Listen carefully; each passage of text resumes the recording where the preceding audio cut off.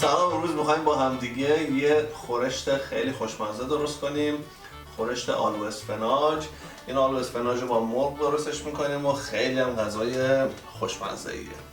مواد اولیه برای درست کردنش: مرغ، پیاز لازم داریم، اسفناج، تره میخوایم، روغن مایع، رب انار، آلو، دارچین، زعفرون، زردچوبه و نمک و فلفل. بریم که بهتون نشون بدم چجوری درستش بکنیم. خیلی غذای خوشمزه ایه. بریم. خب باید اسفناجمون رو خورد بکنیم. خیلی لازم نیست که ریز خوردش بکنیم، همین درشت کافیه. من از تره خشک شده دارم استفاده میکنم چون تره تازه پیدا نکردم. اگر شما تره تازه استفاده میکنین همزمان با اسفناج اونم درشت خوردش بکنین. پیازم باید خوردش بکنیم. نصفش رو برای مخلوط اسفناجمون لازم داریم، نصفش هم برای تفت دادن مرغ. آلوها رو باید با یه لیوان آب جوش خیس بکنیم.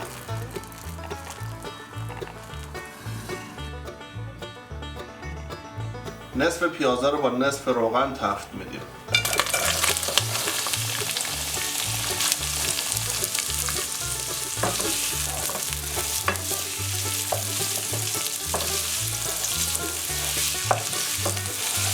یکم که پیازمون نرم شد زردچوبه رو بهش اضافه میکنیم.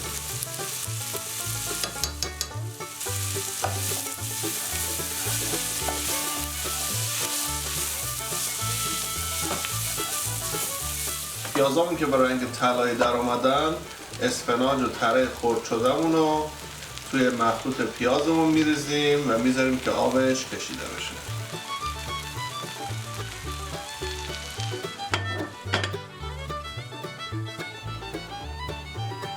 توی یه مایتابه دیگه بقیه پیازا رو میریزیم و کمی زردچوبه بهش اضافه میکنیم و تفتش میدیم.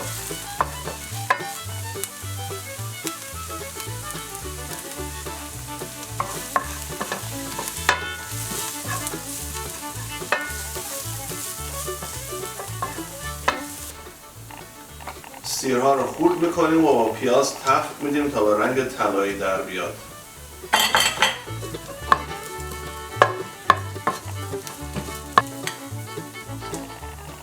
مرغا رو میریزیم توی پیازا و خوب تفت میدیم تا هر دو طرف مرغا سرخ بشه.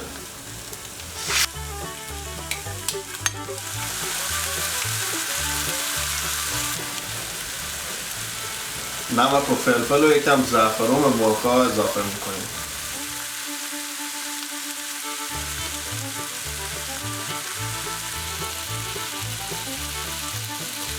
و خوب تفت میدیم تا هر دو طرف مرغا سرخ بشه.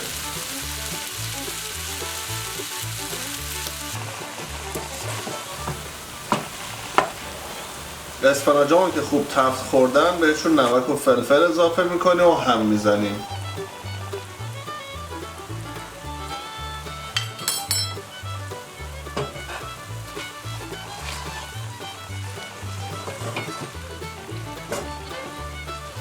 رب انار رو هم توی مرحله بهش اضافه میکنیم.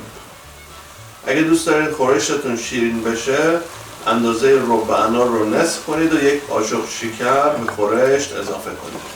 باید مواظب باشیم که زیاد تفت نخوره چون تلخ میشه. مرغای تفت خورده‌مون رو توی قابلمه اسفناج میریزیم.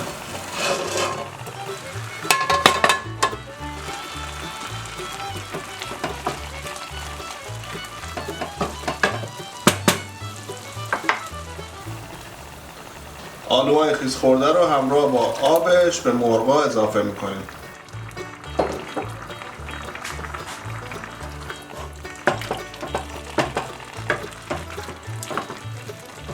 اگه لازمه یه لیوان دیگه آب جوش به خورشتتون اضافه کنیم و بذارین که کامل بپزه.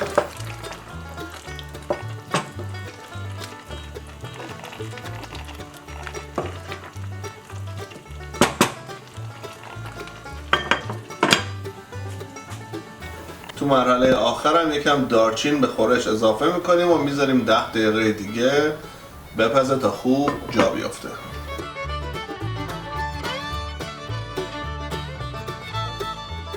خب آلو اسفناجمون آماده است. اومدیم با روشن که با هم دیگه امتحانش کنیم.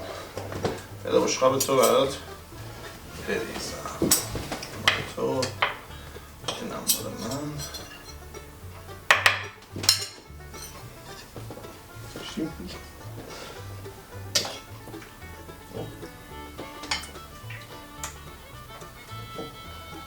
بس اسفناج؟ نه خوش آلو اسفناج چی نه؟ به به عالیه.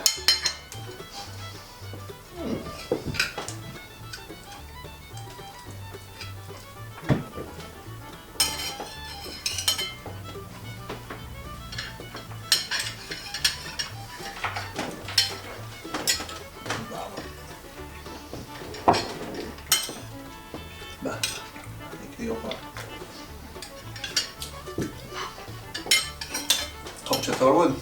عالی بود. خب امیدوارم که این غذا رو درست کنید، از خوردنش لذت ببرین. خیلی غذای ساده، مقوی و خوشمزه‌ایه. لایک و سابسکرایب یادتون نره. ویدیو رو با دوستان و فامیلتون شیر بکنین. کامنت برامون بذارین. خیلی خوشحال میشیم. تا هفته بعد خداحافظ.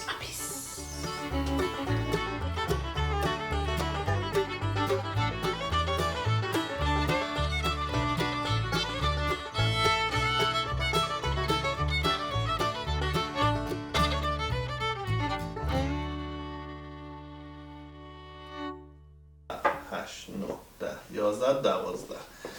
اگه 10 تاشو بگی جایزه میگیری. بگی چیه جایزه؟ جایزه خوبی داره. بذار فعلا نگاه کنم. اول سلاممون رو بگیم. بذار یه امتحان کوچولو براتون بکنم. بذار الان سلام بگیم الان آقای من. بسه 2 3 درستش کنیم. مواد اولیه برای درست کردن. تو میخوای بگی؟ مگه تو آره. نمی‌تونی؟ مواد اولیه رو روشا بهتون میگه. بگو. من میدونم بگو. آلوه. آره. خب آها چیه اون؟ پیاز، خب.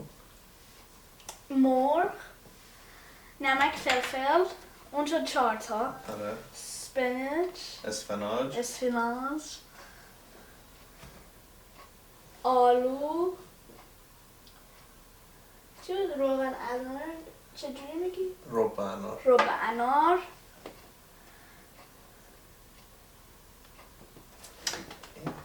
میدونم چیه فقط اسمش نمیاد تو کلم.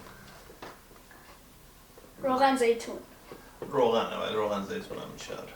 خب پس 1 2 3 4 5 6 7 8 توت. این چیه؟ این ترس. این چیه؟ این که دیگه باید بدونی. این؟ اها. سمو؟ زعفرون. زعفرون. این یه امتحان کوچولوش میکنم.